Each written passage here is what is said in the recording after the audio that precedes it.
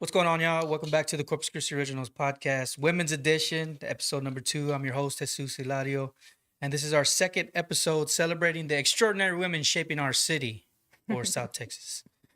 Today's guest, Melanie Sandoval, a full spectrum doula, certified doula trainer, and founder of Doula Things with Mel and Kindred Hearts Perinatal and Family Support, a nonprofit she launched in 2023 while 18 weeks pregnant and dealing with a brain tumor diagnosis. As a first generation Mexican American woman and single mother of 3, Melanie has turned her own traumatic birth experiences and health struggles into a mission, providing bilingual trauma informed care to South Texas families, especially to those who've been left out of the system.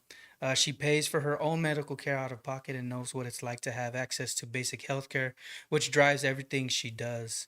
Today, we're talking about maternal health, men's mental health, immigration, healthcare access, and building stronger communities for our families. Melanie, thank you for being here, part of the Women's Edition. Thank you. Thank you so much. It's such an honor to be here, just to be given the space and a platform for my voice to be heard and for the message to be heard, because especially in times right now, community means everything Mhm. because we're getting to some hard spots, and when it comes to services, the government, we've seen that will push us to the side. Mhm. We have to figure out a way to get things in a way that isn't just survival. We need to also be able to thrive, not just be surviving, and it starts from our food, our food, our healthcare, and even I think the way of living and the style of living recently Mhm. has changed a lot. And that community mindset and that community lifestyle has changed. And I really feel like it should come back. That's So, very interesting. Yeah. I've recently been putting my thoughts on paper regarding this podcast and the direction that it's headed. And community always, it seems to be a huge theme, the basic theme around it. Because when people tell me, oh, I like what you're doing with your podcast, I don't know. Because when I started, like when we were just talking before we started, I started my podcast out of from a brand that I created for hats and t-shirts to generate more content, right? And then started doing that, and then I just started noticing people's stories, how much people love the community and stuff like that. So now, like, I have more of a mission now for what this is about. So it's cool that you mentioned community. yeah, I mean, You know, it's a really big thing. Everyone is going through something, Mm. whether it be mental health or you're avoiding your mental health problems and drowning them and whatever it may be, because at the end of the day, if we're being real, you can be addicted to any single thing. Mm. And that's where mental health comes in. And now there are tools and resources that you can do, and it shouldn't be something you should be ashamed about, like, for instance, I went through something very hard at the beginning of this year where I had to be committed into the hospital. Mm. And for me to go through something like that, it was earth shattering because I was like, what am I doing? I'm a mom, I'm a business owner. Like the shame hit me so hard Wow. and it made me feel so weak. But when I hit that rock bottom moment, the ones who were giving me the strength and just allowing me and giving me space to just exist and not have to be the doula or have to be Melanie, or I could just be and exist and not have to do anything. It was very restorative, and it got me to a point where I thought to myself, we can literally do what we want to do with our time. If we want to build something that's going to benefit others, we can do that. And that's where we're at in this political climate, in this these generations, because nobody's going to save us. And the only way to create these resources is that we come together as a community and use these tools and resources to amplify voices, to talk about the things that we go through as a community. You know, I was born in Aransas, raised in Ingleside, like I said earlier, Yeah. but I spent the last 10 years in San Antonio, and seeing the way that community comes together. For instance, when I found out that I had my brain tumor, I was 18 weeks pregnant, and I was already a well-known doula in San Antonio. And so the community completely surrounded me and my family and my partner, well, my ex-boyfriend. And so it was beautiful to see everyone come together and literally save me. Because when someone goes through something like that, what are the next steps? You know, you don't know what to do. And so that's also why my passion for and why Kindred Hearts exists, because also, like you said, it's like a mission that you get from it. Kindred Hearts is here to be able to provide doula support, not just for mothers and for birthing people, but also for people who are navigating the medical system. Community health workers that are covered by Medicaid. I'm a community health worker now as well. And so I'm really trying to build something to where we can give these services to people and help them navigate the system. Wow. Because the system is there to help, but we don't know how to navigate it. For sure. Yeah, it makes me think about like financial like responsibility in our households and stuff like that, you know. Yeah. Um it's something that's not taught, but I think it's important to touch on, you know, as far as being responsible with money so that way you can have access to these instead of depending on the system. Yes. You know what I'm saying? Hmm. Um and because like you said, they're not gonna come for it. Like what did you say? You said They're not like going to save us. they're not gonna save us. Mm-mm. They're not. So we have to save ourselves, survive, and then eventually thrive. Yes. You And know. it's a system, you know, like I recently, last year in November, actually, it's going to be a year this week. Mm-hmm. Um, the last birth that I went to, I actually had a seizure at that birth. I was practicing with the brain tumor. I was on seizure medication. I was taking them around the clock. I hadn't had a seizure in over a year, and I decided to take a client. She was a repeat client, so she was like, "I don't want anybody. It's fine. I'm here. Like, I know you. It's okay." And I was like, "Okay." And so I had her sign like a disclosure and everything. Mm. And so I ended up having a seizure in her living room. And when that happened, I realized that there was also something else next to the brain tumor, because they did studies and things. But that was such a pivotal moment for me because um, I got sick again. I couldn't handle like life anymore. Wow. I depended on so many people after having that one seizure. And so I had to not just physically, but mentally and emotionally get out of the depression of not being able to function anymore, not being able to be the mom that takes the kids to the zoo and to Yeah. the museum, you know, all the places. And I had to rebuild myself from scratch. And so now that I'm at a point where I'm going to the gym 4 to 5 times a week, I'm lifting 205 pounds on a deadlift and I'm hitting PRs, and I'm just like, actually just made a post like, I had you told me that this was going to be me 3 years from my brain tumor diagnosis, Mm. I would say that you're crazy. Holy smoke.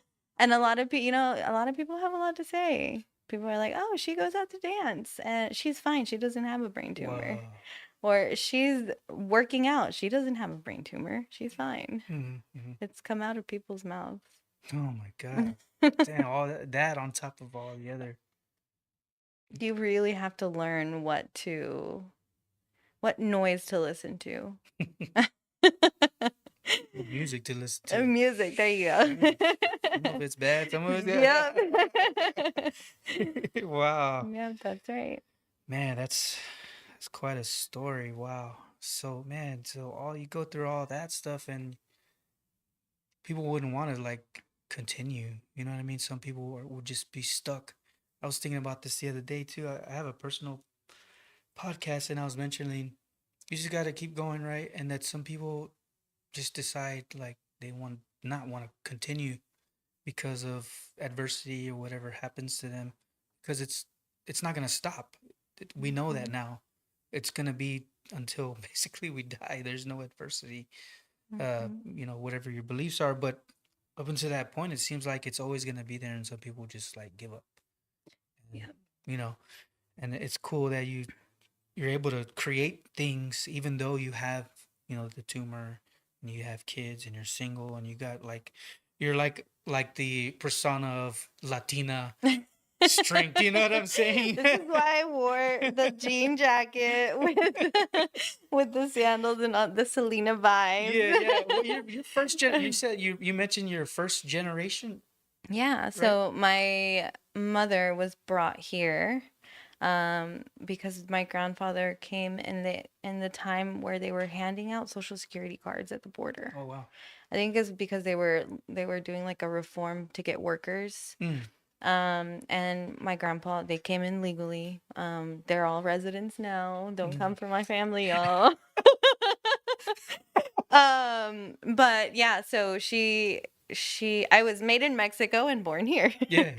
So, yeah, they were here, and we actually were a family that worked at the Ingleside Tortilla Factory, Cool. Twin Pizza.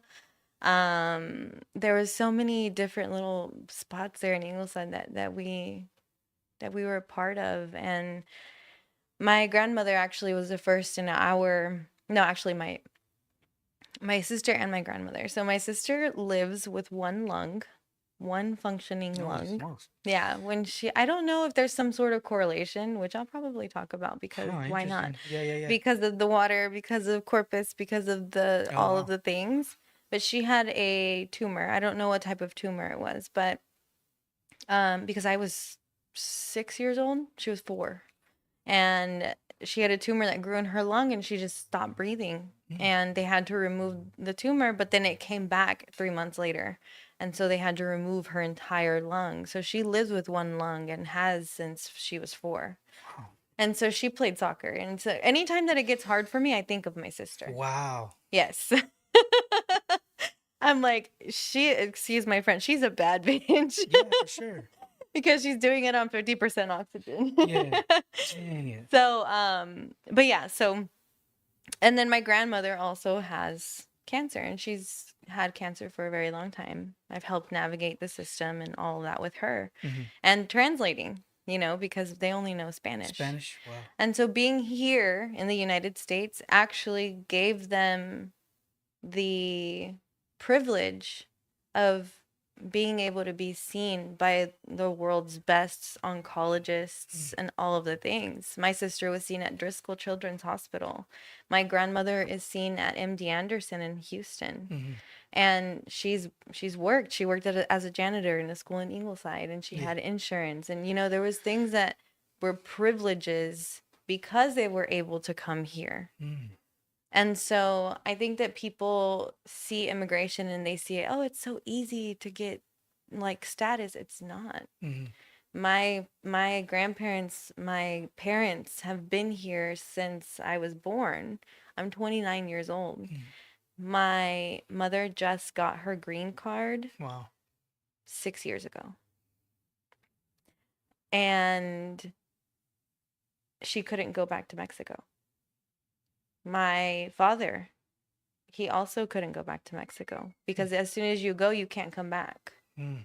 And his parents both passed away in Mexico with him here because he had a family to provide for.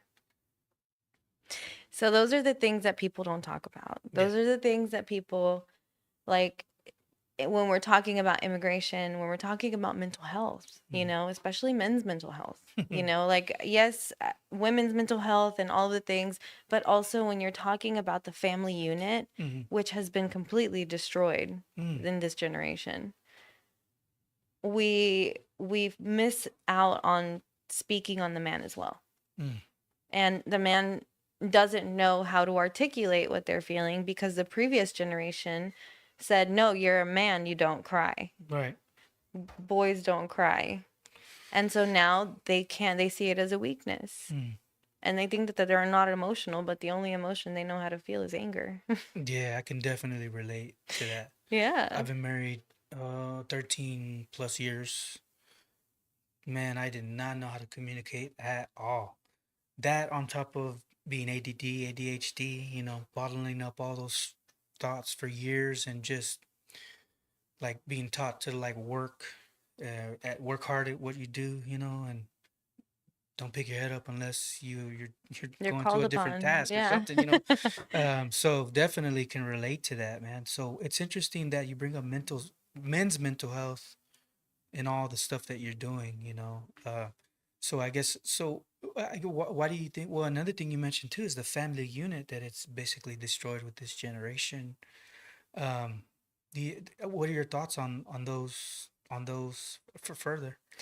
So I think that when you look at the history of America, you know, the public school system was built back with the Industrial Revolution, and it was teaching people how to work Mm, and the working hours, and it was like a factory to just create working bodies, mm, you know.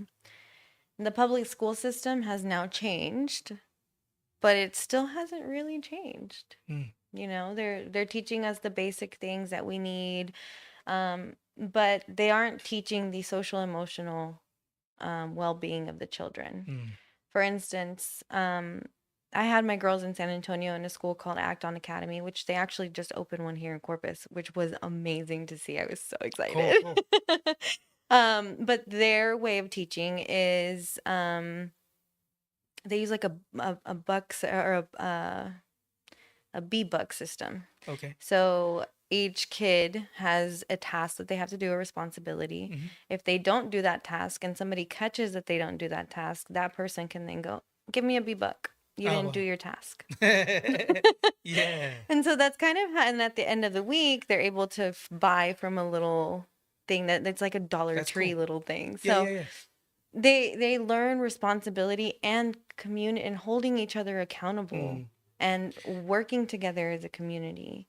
And my oldest has autism, mm, and she knows that she has autism, and she knows that she is different, mm, mm. and she feels that people treat her differently. Oh, And so it was really important for me to find something like that with my kids because I wanted to build that sense of community. You know, yeah. that sense of community starts with, if you see trash on the floor, pick it up. Mm-hmm, mm-hmm, If you see that somebody is missing or that they dropped $100, call them, tell them, hey, you mm-hmm. just dropped $100, you Yeah, yeah. know? And that's kind of where that starts. I think I got way off topic. I'm No, yeah, sorry. definitely. Community is huge, and it's interesting that you mentioned the industrial, I guess, revolution. Oh, yeah. Yeah, yeah, like just working bodies and kids going to school, parents going to work. The kids are at school 8 hours, 10 hours a day. You really don't have a lot of time to speak into your kid's life. Homeschool. My daughter's homeschooled. Um, she's I think she's ADD, kind of like me, Mm-hmm. and my son is a little on the autistic spectrum. Mm-hmm. And the kids, the schools, like not the school system, but the community is brutal against those kids. You know what I mean? Because they're not the normal working person that they want them to be. They don't fit the mold. You know what I They don't mean? fit the And mold. definitely relate to that. So yeah, you mentioned that about the family unit. Yeah, Yeah. and for men, the responsibility, especially now with finances, you know, Mm-hmm. the load that they carry, where they have to physically work, especially down here in South Texas. You Mm-hmm. know, most are working blue collar working men. You Right. know, my ex-husband is a master plumber, and my ex-boyfriend is a crane operator, Mm-hmm. and so both of them, I had to hold down the house 24/7. Wow.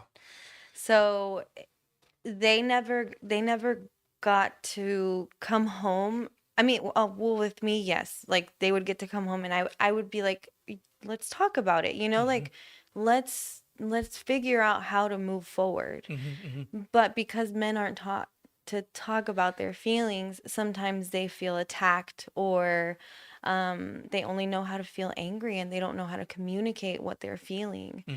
And so now that I'm raising a son, my entire perspective has Yeah. changed. And I see my ex-partners and I see how I could have been better as a partner because I'm not perfect. And I'm a Latina. Right. They say we're spicy. Yeah. But I think that understanding that it comes from a place where it's the way that we're raised. Mm-hmm. It's not just what religion or what this, what it's not that. It's how you treat your neighbor.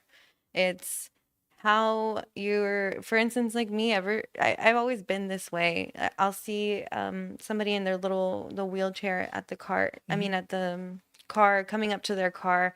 I'll load their groceries up and then I'll go put the cart up and help them into their car because I know what it's like. My own grandmother goes through these things. So I think it's important to also talk about that men's mental health. I also watched my grandfather. He was the provider for our entire family.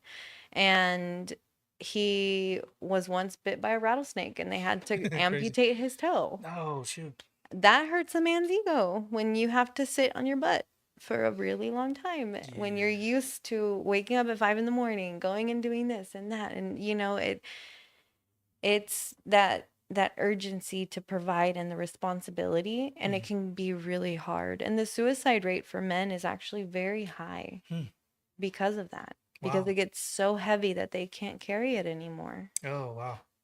Yeah, I had Creon Martin the last podcast.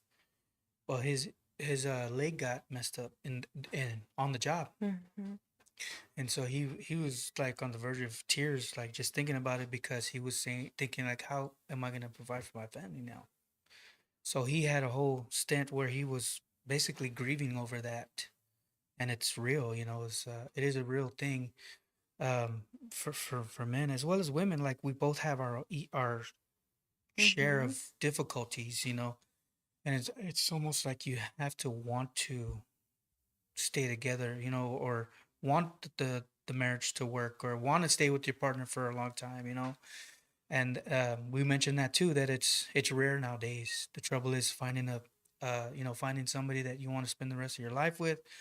Teaching my daughter, my son, how how to look for a spouse should that point come in time, um and one of the ways is for me being an example, which is I think is one of the main ways that kids learn, is their parents being the example, and that's how they actually learn, instead of just telling them, you have to like show them how to do it. They watch everything. Everything. They watch how you, because I'm teaching my daughter how to, I teach her where money comes from. It comes from work. I mean, because like I guess when growing up, like some families they give their kids money because they like feel an like it's allowance or something. an allowance, or they feel like it's their duty. Like I have to give them money for college, or I have to give them money for this. They're asking me for money. I have to. Yeah, I mean it's your responsibility to clothe them, to give them a roof, give them food, stuff like that. But when they leave the house, what are they going to think of that money comes from? Oh, it comes from mom and dad. Mom and dad, I need some more money. Mom and dad, I need some more money. If you show them, you clean your room, you get $5. You don't clean your room, you don't get $5. Basic stuff. Instead of allowing them Yeah, that's a money, responsibility. responsibilities. Yeah, there are things that are. That's exactly how I parent my kids too. That's good. That's really good. You can't just hand out money; it doesn't grow on For trees. sure. I mean, yeah. I mean, I like to give them stuff. I mean, yeah, Of but course, did you you know, earn but it? yeah. Have you given me attitude? Because I want to give you attitude Stop all with the that time. But, man, so let me see, 24. So you launched Kindred Hearts. What is that? So what is that? Yeah, so Kindred Hearts is a nonprofit. And right now I am fiscally sponsored by Moms in Motion, the Moms in Motion Project. Wow. I'm a host with her. So what I do is every Wednesdays and Thursdays, we meet at Cole Park, and me and all of the moms who want, even if you're not a mom and you are just wanting to come out, women coming out and walking, and we walk 2 miles. We all have our strollers. I have my kid with me, so a lot of the times I'll be with him, but most of the time I'm helping with other moms, Mm. with their kids, or like we kind of just like a little It's like a community. network. It's Yeah. pretty cool. Yeah. And some people have businesses, some are stay-at-home moms, some are on their own personal health journeys. Yeah. And so it's really cool to have built this little community of women who are all different in all kinds of ways, but we have one thing in common, and it's motherhood or womanhood. Right, right. And so having that that safe space where everyone is welcome, you know, like I'm very big, especially with Kindred Hearts and including all communities. So BIPOC, LGBTQIA plus communities, and I, coming from an indigenous descent, from a bloodline of indigenous descent, it's really important to also incorporate all of those things. And so I named it Kindred Hearts because I feel like the work that I do is heart work. It's heart work because people are welcoming me into their life and trusting me with this information and allowing me to guide them through that experience. And I always say I want everyone's experience with me to be the best experience that they could have, you know? But there are times, like for instance, when I was getting sick, there were times that things happen, and sometimes we have to hold ourselves accountable and do the growth to then hit the next level, you know? So yeah, Kindred Hearts, what it does is it provides doula trainings. So I am a doula trainer with Kappa International, which is a big doula training agency. They're very well known, and they're about 30 years old. And so I'm a bilingual teacher, so I teach doulas in both English and in Spanish. So that is where I want to be able to offer scholarships for BIPOC people who want to become doulas. What's BIPOC? BIPOC is Black, Indigenous, or people of color. Okay, okay. And so the communities that have always been excluded, you know, because we're different. It's almost like how you describe like the ADD and the ADHD. It's like they treat us different because of a different culture or our skin tone, you know? And so it's still very prevalent. I've seen it even in the hospitals when I'm supporting a client. Interesting. So, Kindred Hearts offers scholarships for doula trainings, also free doula services. Eventually, I want to be able to serve the entire state of Texas, but right now my mission is South Texas. Yeah. So San Antonio down to the valley. And I want to be able to help where it needs help. So there's a lot of teenage pregnancies down here. There's 13, 14, 15, 16-year-olds having babies. Wow. Babies having babies. Teenagers are one of my missions as well. Having a doula for them is detrimental to not just their childhood. They're having a baby, but that is part of their childhood. Wow. And so a doula is someone who is trained, and some are certified, some aren't. But they're trained to navigate the birth process. So, for instance, we are educated in the anatomy, the physiology. We also teach. Some of us like only home births, some like only birth center births, and some do all of them. I love doing hospital births. Hospital births are my favorite. Yeah, I think it's because I'm able to bridge the gap between the OB and the patient. Because most of the time, OBs are like, oh my God, they have a doula. And they think that like I'm going to come for them or something. But I'm not. I'm really just there to help the communication, you know? Sure. And so informed decision making, we teach all of those things. And then we guide through the process, but not just the person who's giving birth, the mom. We're also supporting the partner. And that's where my passion for men's mental health and all of that happened. I've literally had 6'5" giant gladiator man that had 3 world tours in Afghanistan. Oh, wow. Crying in my shoulder. Crazy. Because he couldn't do anything while his wife was going through an emergency. Oh. And nobody could support her but the staff, The people that are the people that were there. So, like when you're a doula, you see the sides of people that not even they have seen. Mm. And that's why I became a trauma-informed care provider. Whoa, trauma-informed care provider. Mm-hmm. Can you talk about that a little bit more? Yeah. So, as a trauma-informed care provider, I understand and I was trained to understand the way that trauma happens and the way that it's stored in the body. Mm. I have witnessed over 200 births. Wow. And every single one of those births, those people were going through a transformation within themselves. And either they were releasing, reliving, or just completely going through trauma. Hmm. So, for instance, I'll talk about a client. I was the backup doula for her. The previous doula was already with her for 24 hours. Hmm. She was delivering at a birth center, but because she was so exhausted, and maternal exhaustion is one of the biggest reasons why women transfer from a home birth or a birth center birth, which is out of the hospital, Right. to the hospital, because they get really excited about labor and birth and all these things instead of like really just taking their time and not getting too excited. But it's inevitable. Wow. So, I ended up coming in and we were going to transfer to the hospital. We had the conversation and we got to the hospital and she said, I don't want a male OB. Hmm. I was like, okay. That gave me one indication of like, okay, she might be a survivor.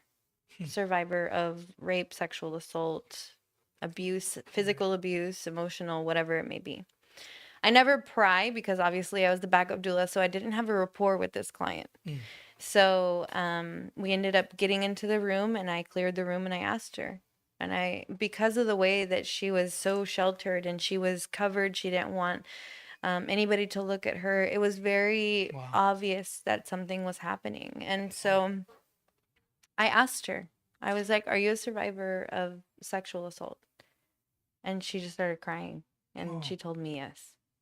And as a doula, I know that an epidural sometimes can be trauma-informed care because when a person survives rape, that stays with them. When a person is having their cervix checked with the doctor's fingers, it can be a very similar feeling. Oh. So it can bring back those feelings. And because birth is such an innate experience, our brain will shut down and we're not safe. We're not doing this. We can't, the baby's not coming out. Wow. Yes. So an epidural, what it does is it numbs the nerves from the waist down and it allows the body to open. So that's why sometimes I feel like an epidural is trauma-informed care. That's so crazy. So we actually recommended an epidural to her and she had a baby 4 hours later. Yeah. So, Man. and these are the experiences that I've gone through and that have really given me the knowledge to understand the way that the human body works, the way that trauma works. And I can see how the family unit has just been completely shattered. And it has to do a lot with men's mental health, like for instance, both of my ex-partners, their dads weren't present in their life because they were part of that industrial revolution. Because they had to work so much and they were parented or their moms were single moms, So yeah, so you're touching on mental health again, which is cool. It's fine. Yeah. Yeah, so I guess I want to dig into that more. Like, and then you mentioned that the family system is messed up. Yeah.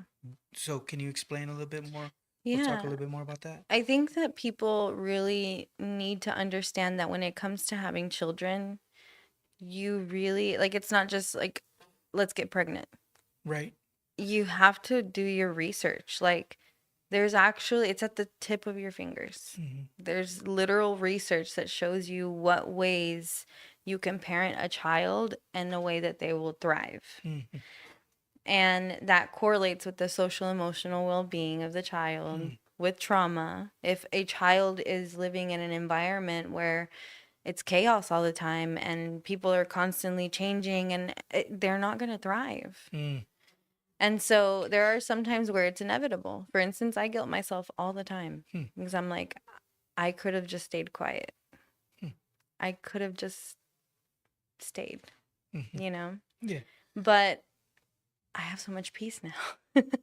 And so I think people need to understand that you make those choices. Mhm. You choose who you want in your life and you choose the life that you want to live. And that goes into the parenting. When you're parenting, it's a sacrifice for both, not just for mom. Mhm. It's both. Like, dad also has to start getting the mentality right of like, you're not going to be going to Ojos Locos Right, anymore. right. You're not going to be having your bachelor pad. Yeah. You're not going to be going out with friends. Like, yeah, once a month, but making sure that your wife or your partner is taken care of or that she's also getting a break when you're getting a break, So it's like, Yeah. it's that dynamic that needs to be found and it's not there. Mm. And I feel like a lot of men have this new culture of, I don't know if it's because of the whole Andrew Tate thing. I don't know if you ever saw Yeah. Andrew Tate. Yeah, for sure, for sure. Yeah, yeah, yeah. I got you. Where they see us as like disposable or, Yeah. when it's like, I'm a human too. Mm-hmm. I also carry the same value and the same worth. We just have Yeah. different responsibilities in society, Yeah, for sure. you know? Yeah. Yeah, no, So, for sure. Like I think I want to bring up too, like even like pornography. yeah. Um, It's desensitized these everything. definitely, definitely like I was victim to it, when I was younger, and I think that had my mind to think that women are objects. They're They're objects. sexualized that way. Yes. Mm-hmm. And I think that music culture talks about women that way, so that's how they're gonna get treated. It isn't until you change that mindset, you realize that there's an actual person here that is a woman different from a man. Not to step on anybody's toes or whatever Oh as far as no, all yeah, that no. stuff goes, but there's a difference, um, in between the two, and it isn't until you realize that then you can actually move forward and go forward. Because otherwise, you're just gonna keep treating them like that, Mm-hmm. you know. And I definitely think that marriage is another step, a level up from singlehood. Because you be single for so long, and then eventually, it's like the natural progression is to have a partner with you, Mm-hmm. have kids. You know what I mean? So for me, it's like that's the next level. Marriage is the next level in a man's Yeah. from a man's perspective, because like you said, no more you have responsibilities now. You've got a person that you're sharing a life with, and you have two kids. I have two kids that I'm responsible for along, together with my spouse.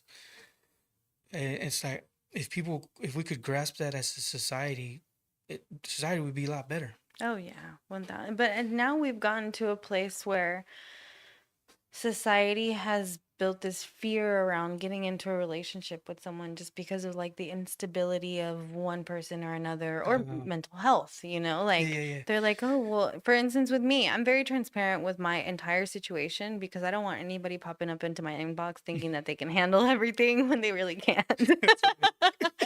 But so but it's honestly like people make the choice. You make the choice of what you want to put up with. Hmm. At the end of the day, you Yeah. make the choice of what you want to go through, what you want to put up with. And people now they're like, I'd rather be single, Mm, you know? And yeah. that's kind of where I'm at right now. Yeah. Like I've been dating here and there, but it's like it's almost like a waste of time because Mm. you get ghosted or like there's no more It's so respect. crazy. Yeah. Yeah. It's like, cause like like sometimes I listen to like those that whole man culture and like on YouTube and Yeah. stuff. It's like, what do they say like different things. They have different terms and stuff like that. And I don't know, but definitely I think that plays a part into it too. Like you mentioned earlier about Andrew Tate and all that stuff, especially the young teenagers. Yes. I mean, wow, it's just you have to find. I think you have to find that uh find faith. You know what I mean? Have Oh faith yeah. in what humanity is. You know what I mean? you could, and there's a bunch of different arguments on that as well, you know. So I think that has a lot to do with it as well. Yeah, but I think that it's up to us to understand that as humans, Hmm. we are all allowed to exist in our own self, Hmm. regardless if my beliefs are different than your beliefs. But then there comes a times where those beliefs start impacting entire communities, Yeah. like how we're experiencing now. Mm. Like, Explain, like, going more about that. yeah, Like, I've watched, so I have a lot of friends who are activists from all over the country. You mhm. know, I have people in New York and Los Angeles, like, and they post videos of the protests where they are in, and these are people that I know. Yeah. They have posted videos of ICE agents ramming doors down with children in the home Hmm. and arresting people because they have an illegal status. Mm.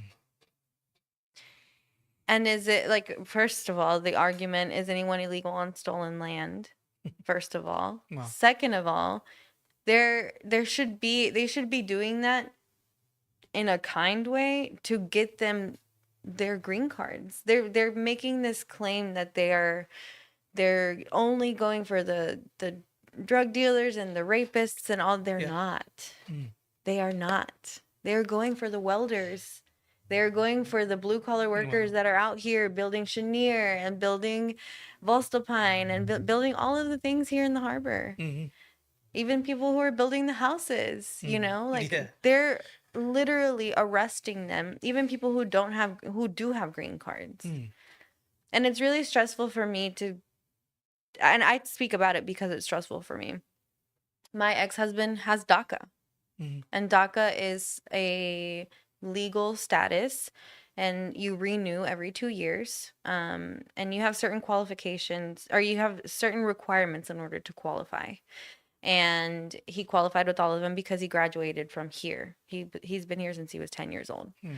And so he's here legally, but if at any point in time he gets arrested and he has my girls with him, which he takes every weekend with him, Mm. where do my kids go? Wow. And I don't think that, like, this is just a situation. I'm an American citizen because I was born here. Hmm. But I think people are so far detached from situations like this that they can turn a blind eye. Mm. And us, that it's happening to us, No. and we're living the actual fear. It almost brings back, I don't know if you remember, like in '05 where they had in the Aransas Walmart, I remember they had, they're called retenes, a blockage, I think. I don't know, Mm. where they were stopping everyone and asking for Okay. their Okay. Okay. status. And I remember that my parents were so scared to leave the house, Yeah. and it was like, what do we do? Hmm. And I remember those feelings of fear, and those children are going through that now. Wow. And this trauma is happening again to another generation. Yeah. Yeah. So I guess since like these recent events have been happening, were you like, I guess, passionate? I'm assuming you've been passionate about it, but like, were your thoughts like that before all this stuff started happening? You know what I mean? Oh Because yeah, I feel like sometimes, I've yeah. always been an activist. Okay. Okay. Right. Yeah, I think I always tell my friends know this. I always am like, I love making people feel uncomfortable. But I mean, I'm just real, Yeah. and we really can't care what people Yeah. For sure. have to say or think. Imagine if I cared. I wouldn't be sitting here right Oh, now. definitely, man. For sure. Like, and we can get so caught up in like what our family thinks and how we were raised. Like, if say you had like I've researched like narcissism and stuff like that, right? Mm. So if you have a narcissist, somebody that you live with, like a mother or a father, all you did was wanting what they did. So when you leave the house or you grow up and want to have your own stuff, it's difficult because you've had so many years of being, I guess, trapped, you could say, Mhm. in that mentality. So having to break it is huge. What's up, Monty? Monty on YouTube, Facebook. Thanks for joining. Yeah, definitely. So just breaking that mold, and like, even I think that's huge for society also, Hmm. for people to have their own thoughts and their own, be able to set boundaries. Yes, and that's You the know. biggest thing. I think that people get upset when we set boundaries, Yeah, but I can see people that. are entitled to have and feel their own Of feelings. course, But yeah. you're not going to be hurting people Yeah, because you don't no, for like sure. something. For sure. Yeah, and it's just so constraining when people do that to you, and you see it in the workplace, and it's just bad for society altogether. Hmm. And then social media plays a Oh my part God. to all that, and people can just say whatever they want, not even be in front of you. You know what I I mean? know. That was one of the things that recently irked me because there was someone that was very close to me who was claiming that I made up the brain tumor and the Oh wow. cancer and all, and actually like blasted it all over Oh in a no. community on social media. Wow, crazy. So it was Damn. really, yeah, How did it yeah. make you feel? I mean, I was really hurt. I was really hurt because I was like, damn, I trusted my intuition with this one. Mm-hmm. But it just reminded me of the work that I still had to do Yeah, within yeah, myself. And then at the same time, I was like, why? yeah. How do you have so much time? But it's like I was genuinely going through something really, really hard, and then this is what you have to say? Like, Oh, wow.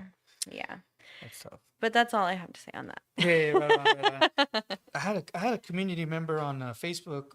Shay, I think her name is Shay or Shy. I don't know. Sorry if I'm pronouncing that wrong. She had a question for you Yeah.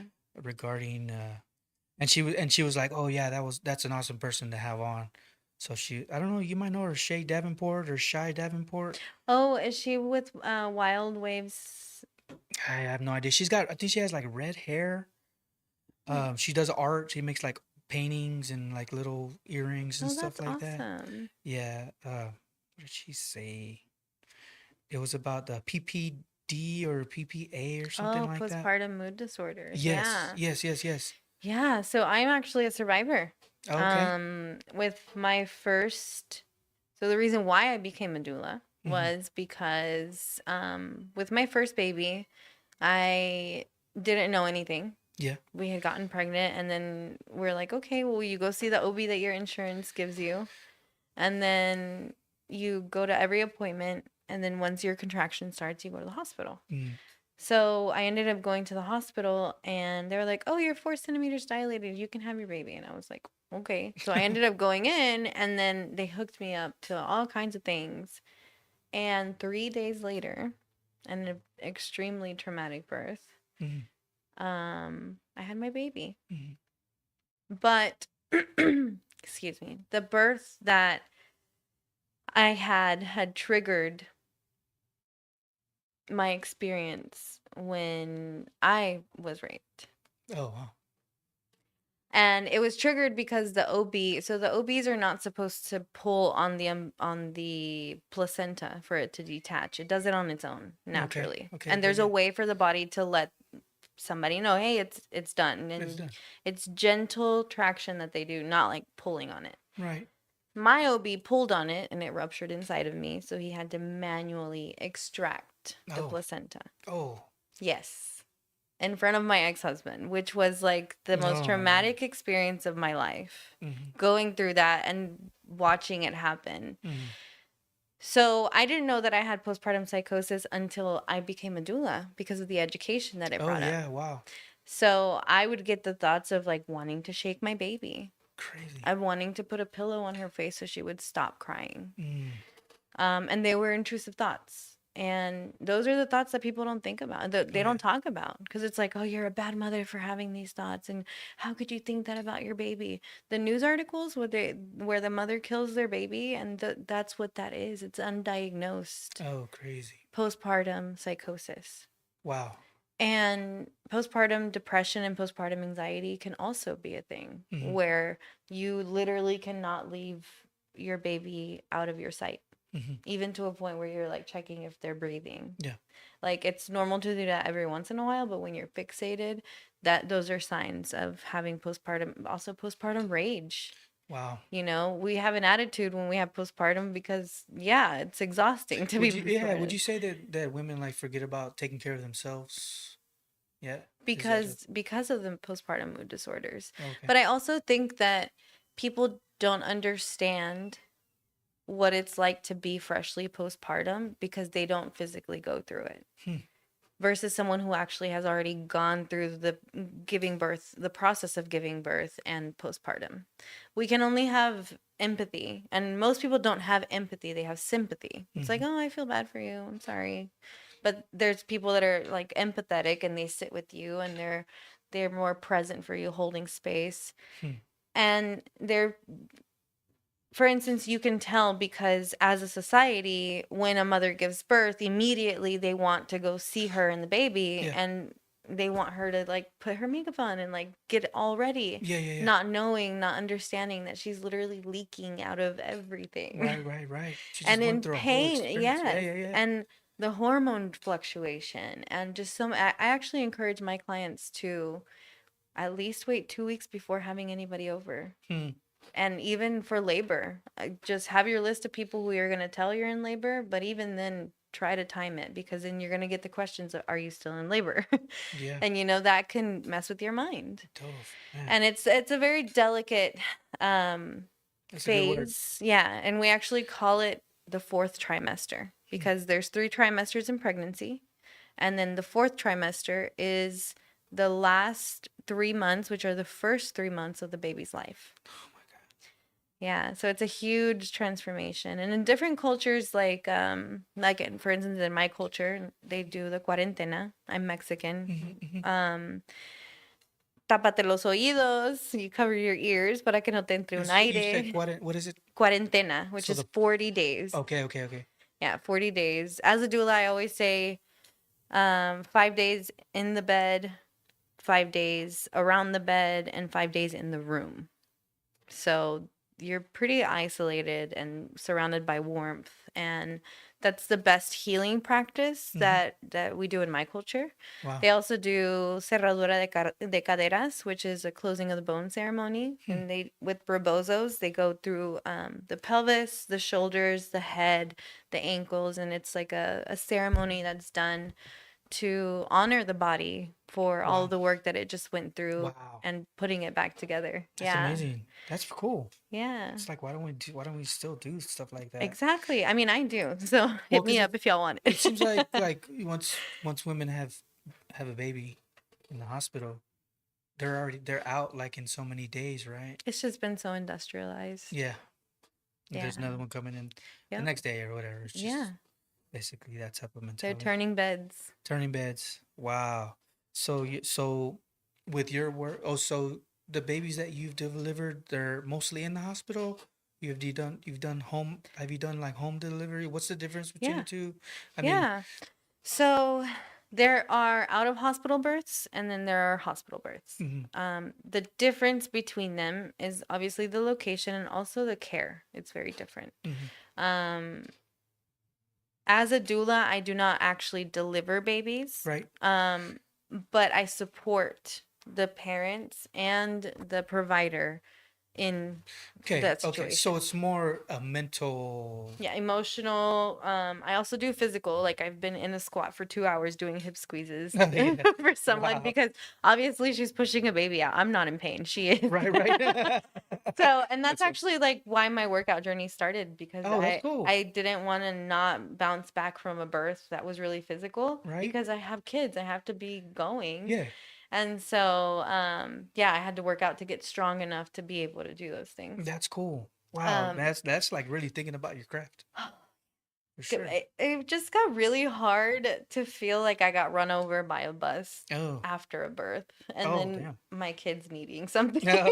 So I was like, oh, I guess I have to Yeah. work out. Yeah. Well, obviously, I was researching doula, and then the term midwife came up, Yeah. and there's totally different. It's Yeah, so there's so many different ones. There's certified nurse midwives, there's certified professional midwives, there's licensed midwives. So they're all different. Each state has different oh yeah. legalities surrounding midwifery. But all in all, I mean, midwives just have a more patient-centered, holistic care, and Hmm. it's more of a physiological type of approach versus medical. Okay. So, for instance, in the hospital, they're always anticipating that something is happening. So, like, if you're high risk, a hospital is great. Hmm. But if you're a low risk pregnancy, which means that you don't have any genetic diseases, your pregnancy is healthy, you are healthy, then you're a candidate for having a birth outside of the hospital. Wow. And usually those run anywhere from $6,000 to $8,000, just depending on where Hmm. you are in Texas. Hmm. Um, so here it's legal to have home birth and birth Wow. center births. And in the event of an emergency, they transfer to the hospital. It's really important for the providers to have a relationship in the hospital and outside of the hospital so Hmm. that they could bridge the care in case of an emergency. Yes. Because sometimes we do need interventions. Like, Mm. for instance, I said the epidural, Yeah. sometimes people need the epidural, and that's okay. It doesn't mean that they Yeah. failed. It Oh, for sure. means that we respected their choices and now we're supporting them in the changes. Hmm.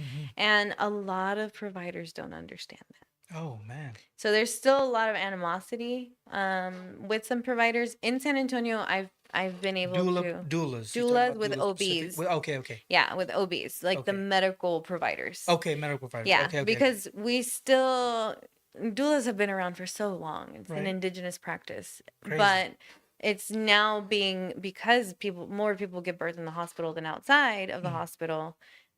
Doulas and OBs have had to learn how to How to work with coexist. each other. Yes, and when the training and the teachings that OBs have and their doctors, when we teach our clients all of the information, they now have an informed decision that they can make. Hmm. So sometimes doctors may prefer things to be done a certain way, but now the patient knows that it can be done this way and this is the way that they want it. Oh wow.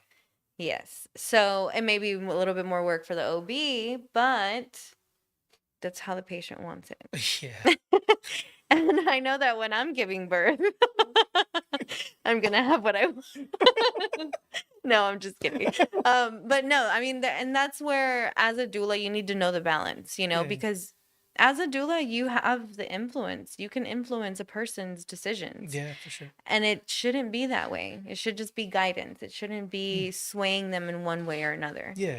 And that goes into like the way that I ask questions to my clients is how do you see your family? Mm. How do you feel like are you doing circumcision? Are you not doing circumcision? Are you breastfeeding? Are you bottle feeding? Mm. And asking them to see what's beneficial to them versus what as a society we're doing. Oh wow. Well, even at that, like, do I mean, I guess most pregnant women, like, do they even know that they have those options? No, You know what I mean? they don't. And that's why I'm so grateful for you and for this Appreciate it. podcast because we're hitting a whole different community. That's And awesome. even if you are low income, you can have a birth out. It's actually cheaper to have to give birth outside of the hospital. Wow. And so, yeah, I mean, I always recommend that everyone do their research, make a truly informed decision. Mm. But it's at the tip of your fingers. It's in your Yeah, phone. for sure. Do you think? Because I was doing some research. I wouldn't say a lot. Hey, you know a lot. I appreciate You know you. more than the common person.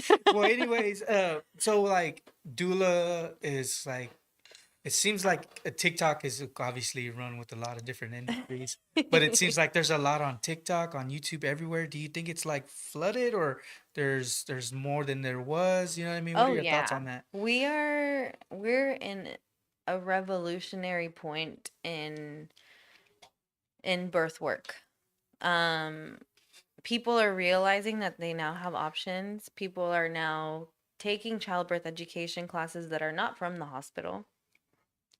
People are really waking up and seeing that, especially because I believe at the end of last year we were at a 34% cesarean rate in the Wow, United States, which is good, which is bad? very high, Wow. and it's actually very bad. Oh, dang. But when you look at like the induction rate as well, the rate is also very high. Mm. And I'm not saying that every induction is this way, but a lot of the times they'll just schedule it to get you in the books. Oh, wow. And some there I have supported some women that literally think they cannot produce contractions on their own because they have always been induced. Mm. And then they experience the physiological process of birth without being induced, and they're mind blown. Yes. What about the women? They're like, I'm ready to get this baby out. Oh, I always tell them, yes, let's do it. Let's do it. Now, this is what we're gonna go through. If you're okay with that, Mm-hmm. let's do it. Wow. Because I also have to remind them, because we're impulsive. I always say, and this isn't to like degrade women, but I always say that in labor, I'm like, it's like I'm negotiating with a toddler. Oh, Because all of our senses are heightened when we're in labor. whoa. All of our senses. Crazy. And so we will literally have a tantrum. Like, That's so amazing to me. Like you mentioned that all your senses are enhanced. It just reminds me of how awesome the human body is. oh And yeah, how, man, just to have a baby to me is like a miracle. Like, it is. wow, It really is. you know what I'm saying? Wow. Sorry, I didn't mean to cut you off. No, it's Yeah, okay. yeah, And for sure. it really is a miracle when you think about it at a cellular level. Mm. And there's actual research now, because they've started researching more of the reproductive system. Mm-hmm. They show that the health of the male sperm depends on the health of the man, and Wow. how physical they are, how they eat. Right. That determines how healthy the genetics, the cellular makeup of the baby is. Oh, wow. And so it's not just the woman that's creating life, it's also the man. Yeah. And it's not just at a level where it's like, oh, he does the placenta, or what. It's at a cellular level. Mm-hmm. And I really think people don't understand that. No, we don't, like, especially like you said, teen pregnancies. Like, oh my, it's just it's Mm-hmm. weird how we view it. It's lost its meaning. It seems like it the having birth, like that whole experience. You know what I'm saying? It's almost like a transaction. Yes. You know? Yeah. And that's why my mission is to change that.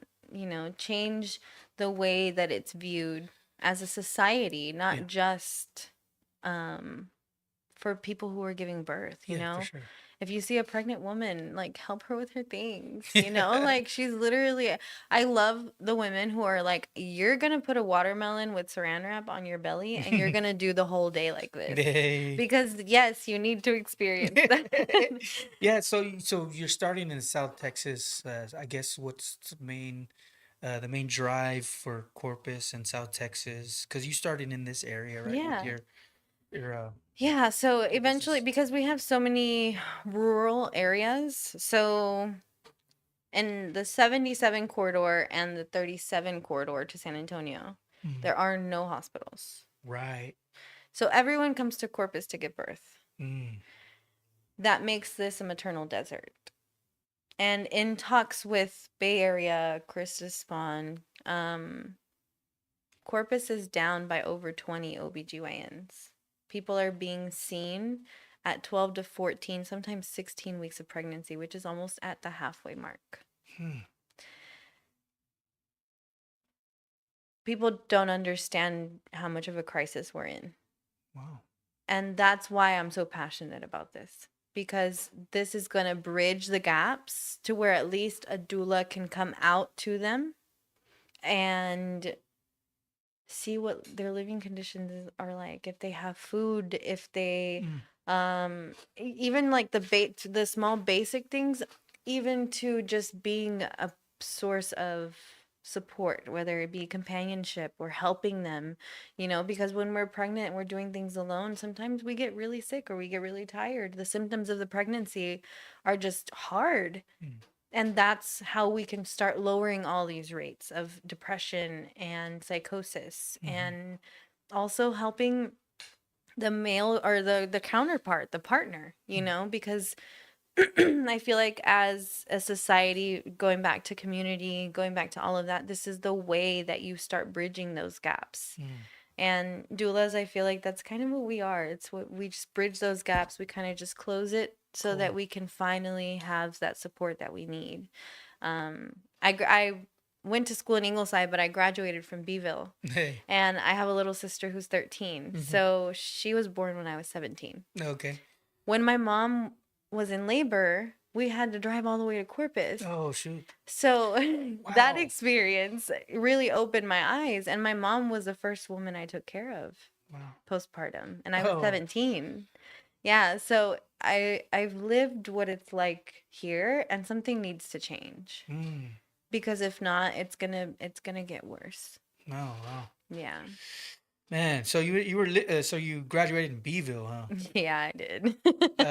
Makes me think about this question I had. Well, I used to bring this question up. It's about HEB. Mm. Uh, but I hadn't done it for some episodes now. I'm thinking of bringing it back. So, which HEB are you repping at the moment, or which HEB do you shop at? My favorite HEB is the Saratoga in Staples. Oh yeah, plus HEB Yeah. plus. Because we try to eat like I use a lot of Central Market Mhm. brands, and we try to eat dye free. We're dairy free. Cool. I'm not. My kids are. I have a dairy allergy too, and I probably shouldn't be eating dairy, but I still do. And they always tell me, they're like, "You have it too. Why are you eating it? You're gonna get sick." But yeah, so that's my favorite right now. Yeah, HEB plus. Yeah. Yeah, we're Alameda and Texan. Right? Ooh, Texan. that one's nice too. You like that one? Yeah. Well, a lot of people say Alameda and Robert, which I don't. I like Alameda and Texan a lot better. Yeah, that one's nice. Yeah, that's cool. Right on. Well, man, this is an awesome interview. Is there anything you want to share or talk about, or maybe plug your information? Yeah, for sure. I really just want to invite the community. If you feel called to supporting people, women, Mm. children, people who are navigating the system, let me know. I know that there's trainings out there. We can do community health worker trainings. I do have a doula training that's going to be coming up in both Spanish and in English. And I do have Doula Things with Mel is a doula agency. Mhm. And so I handle the administrative, the marketing, everything, and contract the services out. And so they're able to serve the clients and also have that sense of community amongst themselves. So I am hiring doulas, and Kindred Hearts is accepting donations, and those donations will go straight to supporting scholarships for doulas or supporting families, especially if they are low income or part of the excluded communities. So, what education is required for somebody to be a doula? So the trainings are through recognized organizations. Okay.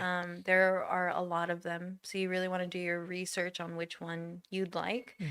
I have taken 4 different trainings Hmm. because I never really found one that I liked Hmm. until Kappa.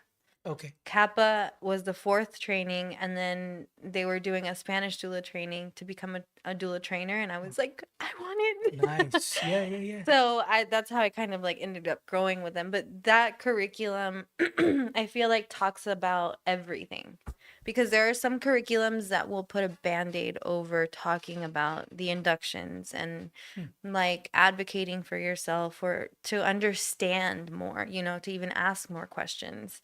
There are some doula trainings that are religious based, Oh, wow. and they don't let you pray or they don't let you do. And for Yeah. me as a doula, I'm like, why are you letting me do something when each family unit is completely different and Yeah. you don't know what you're running into? Mm.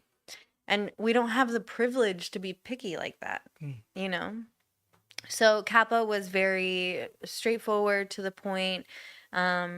And I knew how to be a doula after that. That's But cool. not only a doula to be a practicing doula, but also the work that I had to do on myself.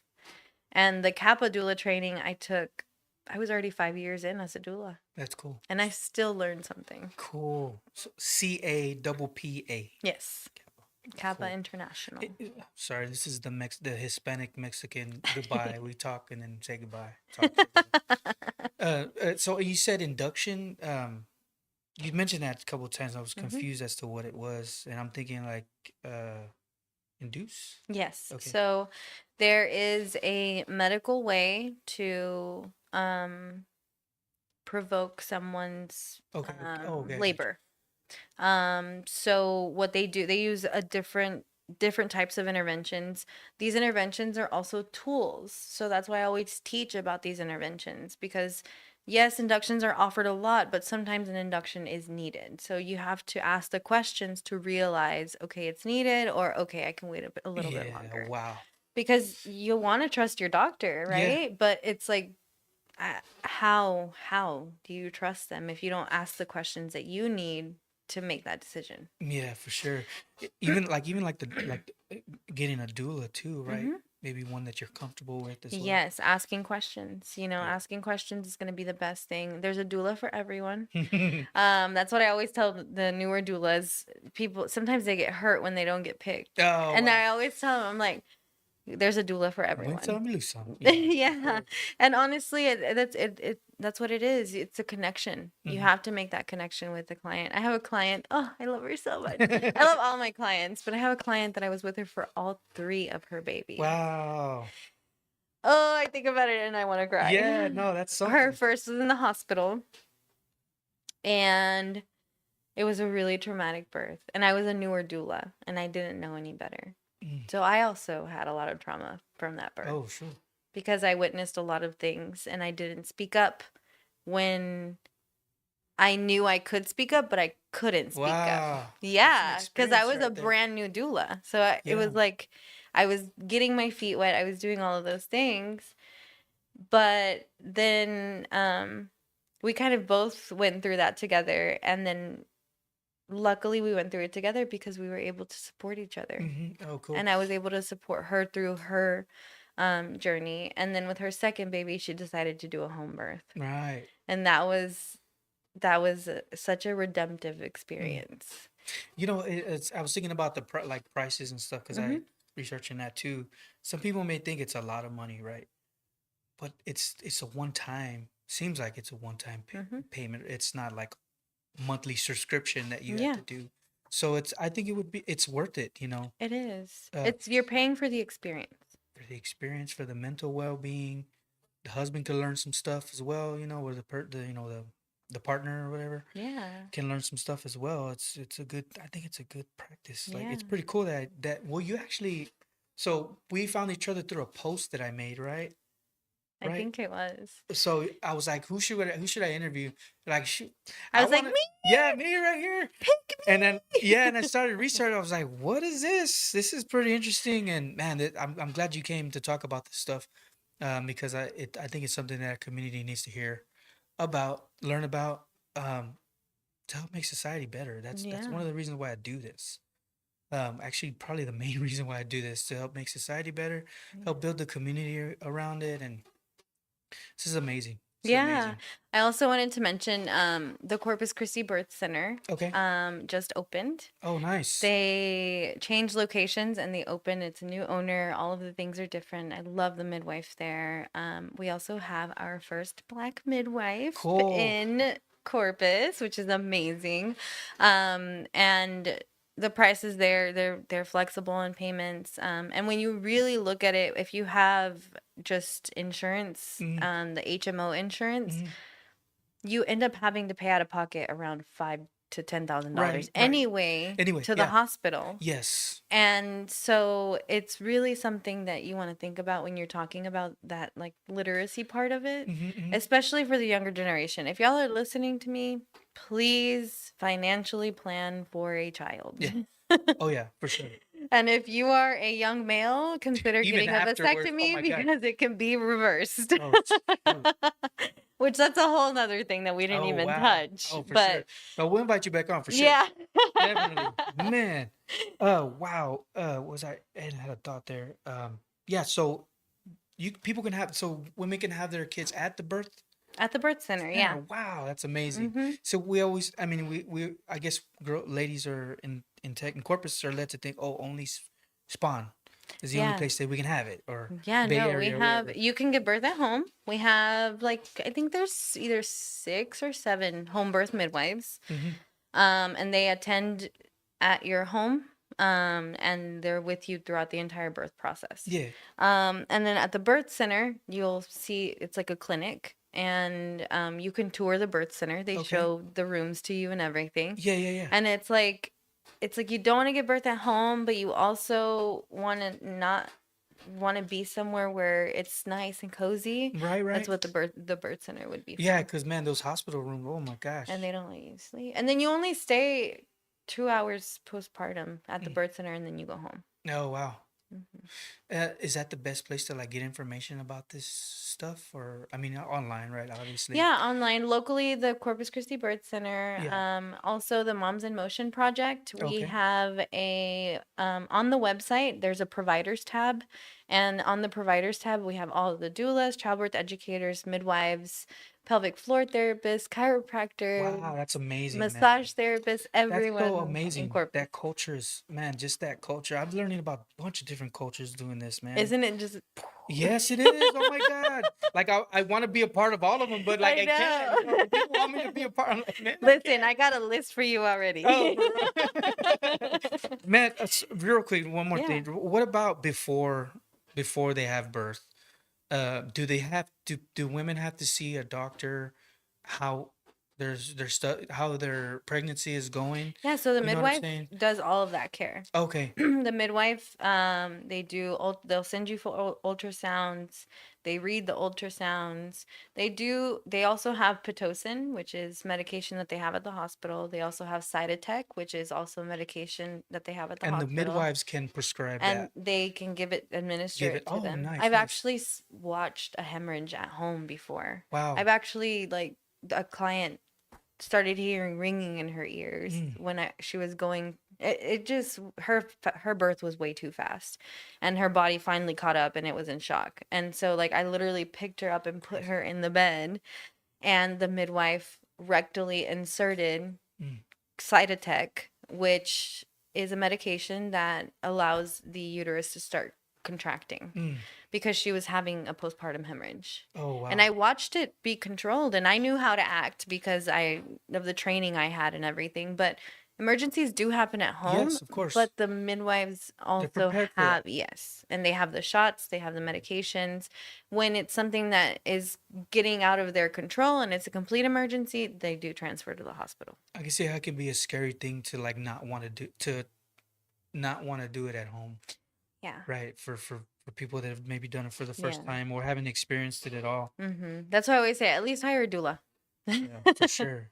That's awesome. Well, Yeah. thanks, Melanie, for coming on. Yeah. So, how do we find you, or how do we get your information? I'm sure I'll put it on the Yeah, description below. for sure. So, my tags are Mel Takes on Life, Doula Things with Mel, and Kindred Hearts TX. Cool. Yeah. Yeah, I'll put the information on the description, you guys.